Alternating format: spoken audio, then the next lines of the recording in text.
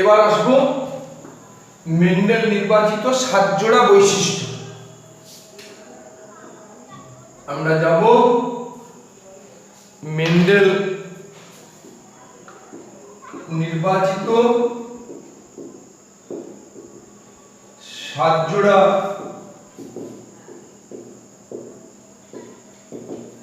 বিপরীতধর্মী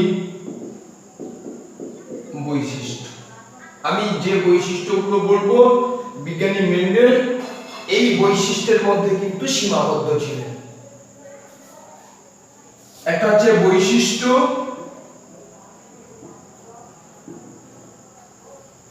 প্রকট আর হচ্ছে প্রচ্ছন্ন। প্রকট আর প্রচ্ছন্ন তাহলে বিপরীতধর্মী বৈশিষ্ট্য। বিজ্ঞানী মেন্ডেল যাকে প্রকট ধরেছিলেন, আমাদের পরীক্ষা নিরীক্ষাও কিন্তু সেই রকম ভাবে এগোবে। আমি আমার ইচ্ছে খুশি মতো,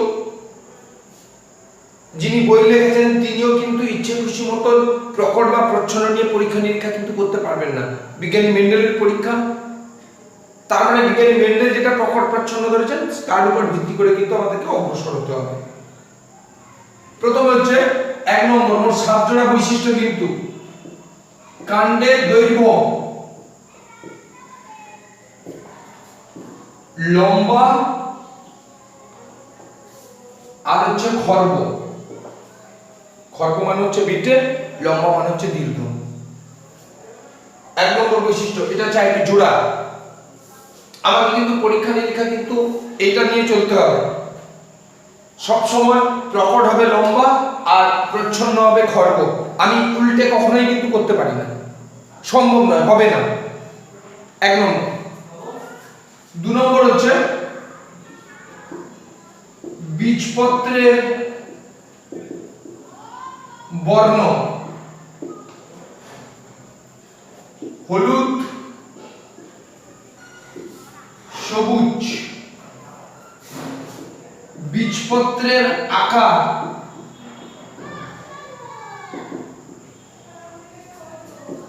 গোল বা একে আমরা মসৃণ বলতে পারি, কুঞ্চিত।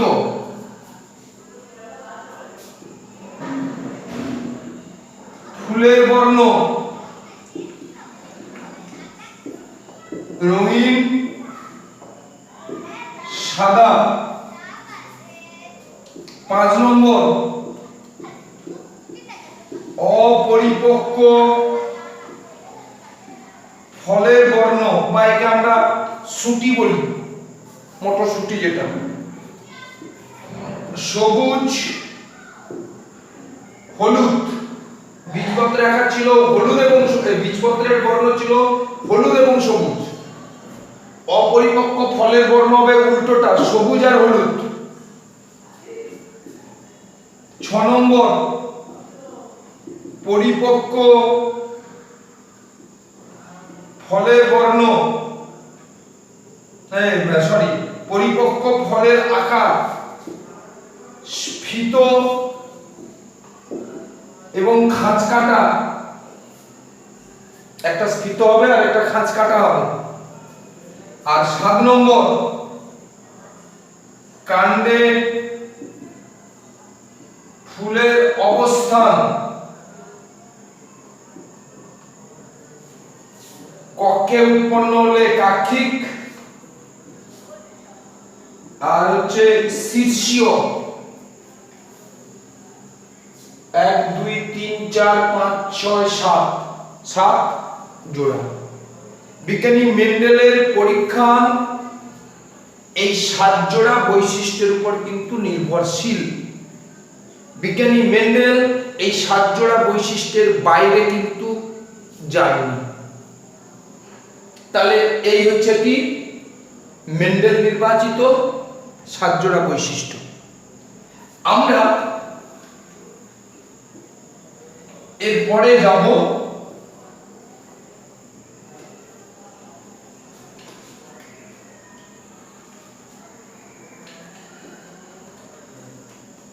মেন্ডেলের এক সংকর জনন। মেন্ডেলের কিন্তু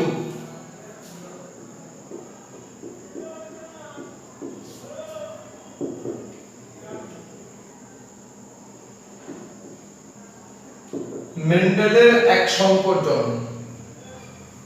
আমরা বলেছিলাম মেন্ডেলের এক সংকর জনন মানে সবসময় মটর গাছ। এক সংকর জনন মানে আমরা কি বলেছিলাম, একজোড়া বিপরীতধর্মী বৈশিষ্ট্য, একজোড়া বিপরীতধর্মী চারিত্রিক বৈশিষ্ট্য জীবের মধ্যে যে সংকরা সেটা হচ্ছে এক সংকর জনন। এবার বিজ্ঞানী মেন্ডেলের এক সংকর জননে প্রথমে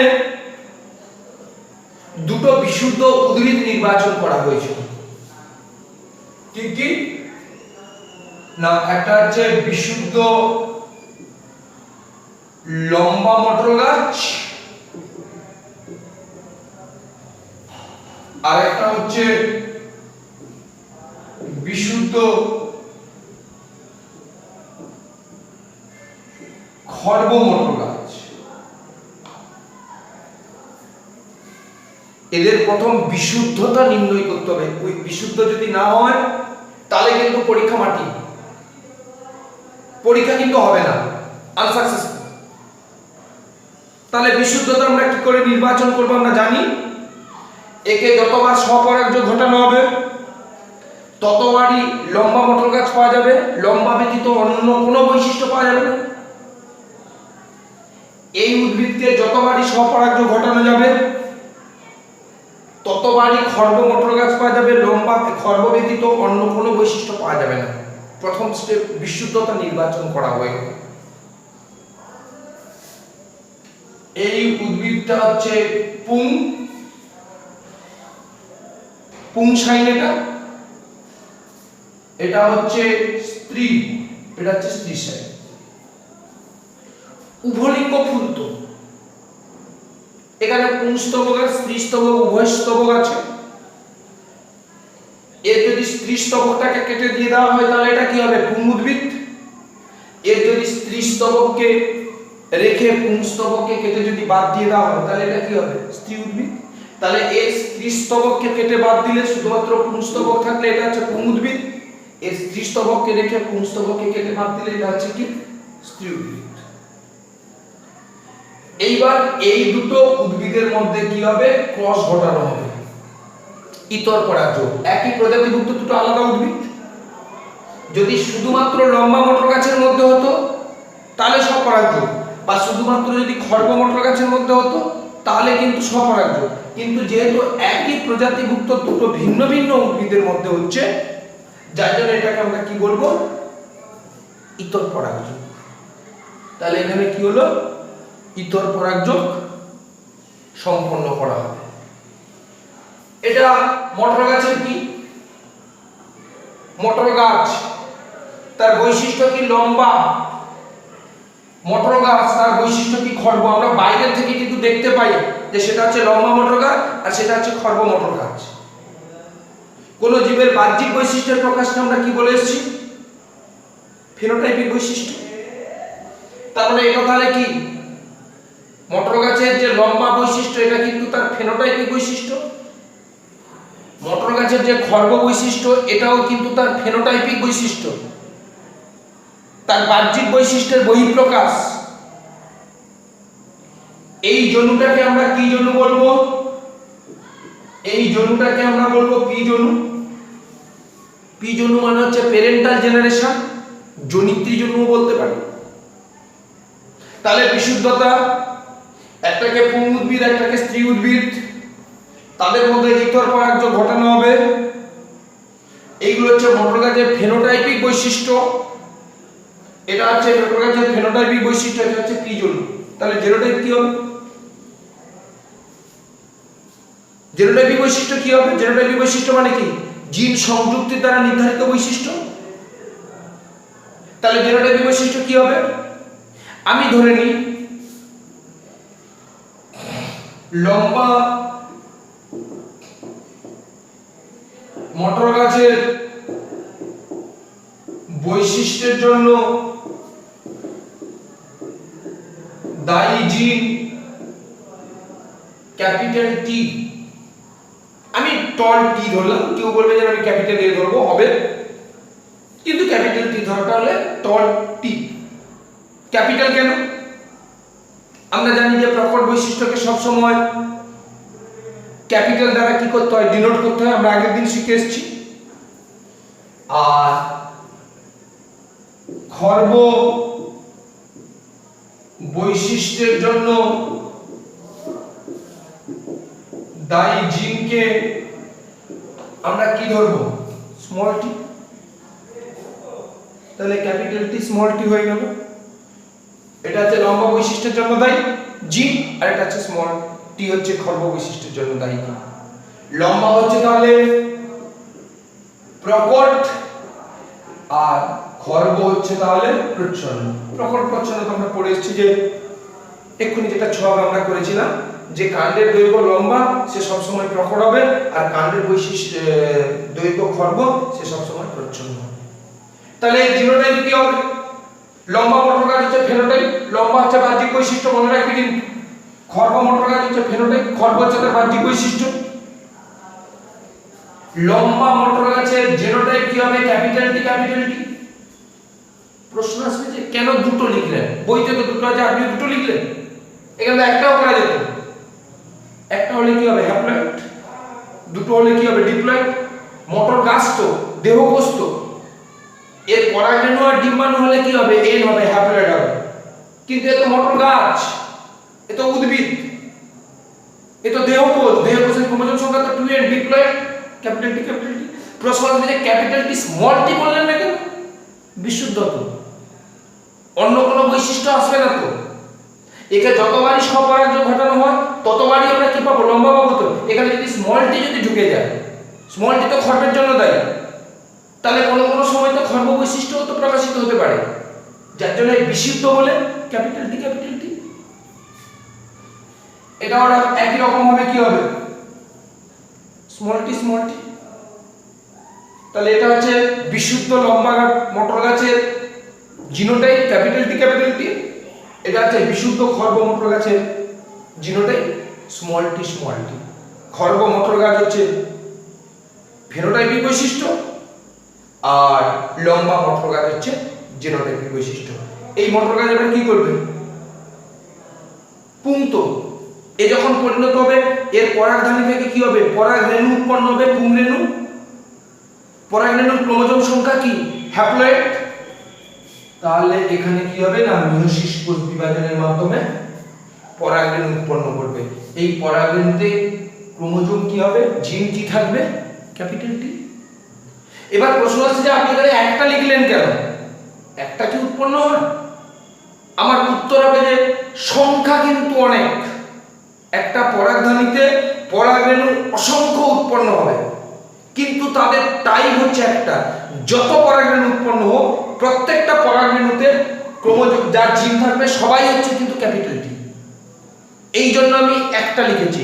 তাহলে পরাগরেণুর সংখ্যা অনেক হতে পারে, কিন্তু যত সংখ্যক পরাগরেণু উৎপন্ন হোক না কেন, প্রত্যেকটা পরাগরেণুতে যে জিন থাকবে সবার মধ্যে কিন্তু ক্যাপিটাল টি, যার জন্য টাইপ তাদের একটা, ক্যাপিটাল টি।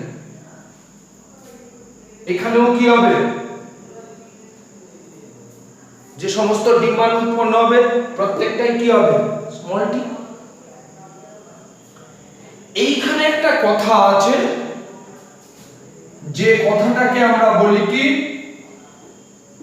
ইমাসকুলেশন, বা একে আমরা বলি পুং বন্ধাত্মকরণ। ইমাসকুলেশন বা পুং বন্ধাত্মকরণ কি না, উদ্ভিদের সংকরায়ন পরীক্ষার একটা পদ্ধতি, সেই পদ্ধতিটাকে আমরা বলবো কি, ইমাসকুলেশন পদ্ধতি। সেই পদ্ধতিটা কি না, স্ত্রী জনিত্রী রূপে নির্বাচিত উদ্ভিদের, স্ত্রী জনিত্রী যাকে ধরা হবে, কিন্তু এটা হচ্ছে জনিত্রী জনু। স্ত্রী জনিত্রী রূপে যাকে নির্বাচন করব, যাকে পুং জনিত্রী রূপে নির্বাচিত করব, সে কিন্তু নয়। স্ত্রী জনিত্রী রূপে নির্বাচিত উদ্ভিদের পুংস্তবক পরিণত হওয়ার পূর্বে কেটে বাদ দিয়ে দেওয়া হয়। কেন? এই যে উদ্ভিদ, এই যে খর্ব মটর গাছ, এই খর্ব মটর গাছের গর্ভমুণ্ডে, গর্ভমুণ্ড আমরা আগের দিন পড়িয়েছিলাম, দেখে নিবি, এই মটর গাছের গর্ভমুণ্ডে পরাগরেণু স্থানান্তরিত হবে কোন উদ্ভিদের? এই লম্বা মটর গাছের পরাগরেণু। যদি এটা তো উভলিঙ্গ ফুল, এবার উভলিঙ্গ ফুলের ক্ষেত্রে এই ফুলের পরাগরেণু তো তার গর্ভমুণ্ডে স্থানান্তরিত হতে পারে, তাহলে তো পরীক্ষা হবে না। আমার কার পরাগরেণু দরকার? বিশুদ্ধ লম্বা মটর গাছে, যার জন্য স্ত্রী চরিত্র রূপে নির্বাচিত উদ্ভিদের পুংস্তবক পুংকেশর পরিণত হওয়ার পূর্বে কেটে বাদ দিয়ে দেওয়া হয়। তাহলে এই পরাগরেণু আর এর গর্ভমুণ্ডে স্থানান্তরিত হতে পারবে না, কিন্তু এটা তো বাগানে চাষ করা হয়েছে। অন্য কোনো উদ্ভিদ থেকে পরাগরেণু এসে তোর গর্ভমুণ্ডে চলে আসবে, যার জন্য একে কি করা হয় না, পলিথিন দিয়ে একটা মোড়ক দিয়ে দেওয়া হয়। তাহলে অন্য কোনো পরাগরেণু আসতে পারবে না, একে একটা পলিথিন দিয়ে মোড়ক দিয়ে দেওয়া। এবার যখন পরিণত হবে তখন এর পরাগরেণুকে ফরসেপের সাহায্যে, চিমটের সাহায্যে নিয়ে এর গর্ভমুণ্ডে কি করা হবে, স্থানান্তরিত করা হবে। তারপরে কি হবে, নিষেক হবে, জাইগোট হবে, সেখান থেকে কি হবে, অপত্য মটর গাছ তৈরি হবে। তাহলে এইগুলোকে আমরা কি বলবো? এইগুলোকে আমরা বলবো কি, গ্যামেট। তাহলে বোঝা গেছে তো ইমাসকুলেশন কি। ইমাসকুলেশন মানে এর স্বপরাগযোগ ব্যাহত করার জন্য, এর যাতে স্বপরাগযোগ না হয় তাকে বিঘ্নিত করার জন্য এই উদ্ভিদের মানে স্ত্রী জনিত্র রূপে নির্বাচিত উদ্ভিদের পুংকেশর পরিণত হওয়ার পূর্বে কেটে কি করা হবে, বাদ দিয়ে দেওয়া হবে। তার ফলে এই পরাগরেণু এখানে পড়বে না, একটা পলিথিন ব্যাগ দিয়ে ঢেকে দেওয়া হয়। যখন পুরুষ পুং উদ্ভিদের পরাগরেণু যখন পরিণত হবে তখন একটা ফরসেপের সাহায্যে, চিমটের সাহায্যে এই পরাগরেণুটা এনে গর্ভমুণ্ডে কি করা হবে, পতিত করা হবে। তারপরে কি হবে, নিষেক সম্পন্ন হবে। তাহলে এইগুলোকে আমরা কি বলবো, গ্যামেট। তাহলে এই পরাগরেণু আর এই ডিম্বাণু কি হবে, মিলিত হবে। তারপরে কি হবে, ক্যাপিটাল টি স্মল টি তৈরি হবে। এটা কি ফেনোটাইপ না জেনোটাইপ? কি এটা হচ্ছে বাহ্যিক বৈশিষ্ট্য, আমরা দেখতে পাচ্ছি একে, দেখতে পাচ্ছি না। তাহলে এটা কি জিন? তো জিন সংযুক্তি দ্বারা নির্ধারিত বৈশিষ্ট্য। তো তাহলে এটাকে আমরা কি বলবো, জিনোটাইপ। তাহলে সংকরায়ন পরীক্ষায় পি জনু থেকে কি হবে, যেটা তৈরি হবে তার নাম কি, প্রথম অপত্য জনু বা F1 জনু। তাহলে এর ফেনোটাইপ কি হবে, বাহ্যিক বৈশিষ্ট্য কি হবে, লম্বা মটর গাছ। কেউ বলবে কেন খর্ব হবে না? আমি তো বলে এসেছি যে কোনো জীবের মধ্যে যদি প্রচ্ছন্ন বৈশিষ্ট্য অনেকগুলো থাকুক, কিন্তু তার মধ্যে যদি একটাই মাত্র প্রকট বৈশিষ্ট্য ঢোকে, সবসময় প্রকট বৈশিষ্ট্য কি হবে, প্রকাশিত হবে। ক্যাপিটাল টি কি, প্রকট। তার মানে প্রকট বৈশিষ্ট্য প্রকাশিত হবে, লম্বা। এটা কি লম্বা, বিশুদ্ধ লম্বা না সংকর লম্বা? বিশুদ্ধ লম্বা আছে ক্যাপিটাল টি, এখানে ক্যাপিটাল টি স্মল টি, খর্ব বৈশিষ্ট্যের জন্য দায়ী জিন এখানে প্রবেশ করেছে। তার মানে এটা কি হবে, এটা হবে সংকর লম্বা। ক্লিয়ার? এবার F2 জন্ম আমরা যাব। এইবার এটা F1 জন্ম পর্যন্ত আমার চলে গেল। এখানে কি একটা মটর গাছ তৈরি হবে?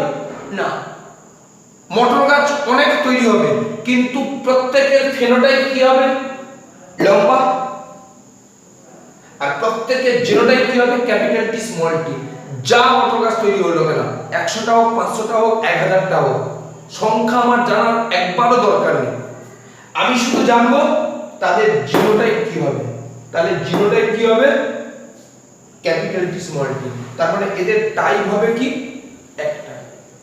এবার এই F1 এ যে উদ্ভিদটা তৈরি হলো, আমাকে F1 থেকে F2 তে যেতে হবে।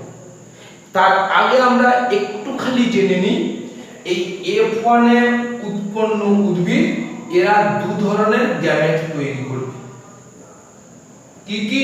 একটা হচ্ছে ক্যাপিটাল টি গ্যামেট, একটা হচ্ছে স্মল টি গ্যামেট।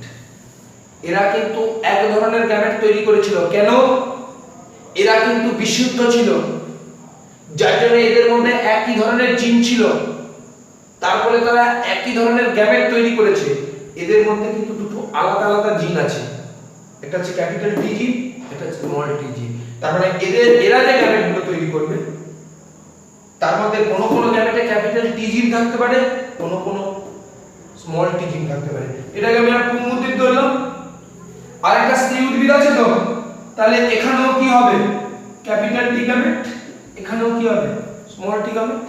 তাহলে এখানে যে পুংউদ্ভিদ আর স্ত্রী উদ্ভিদ এরা দু ধরনের গ্যামেট তৈরি করবে। F1, এবার F1 থেকে আমরা কি যাব?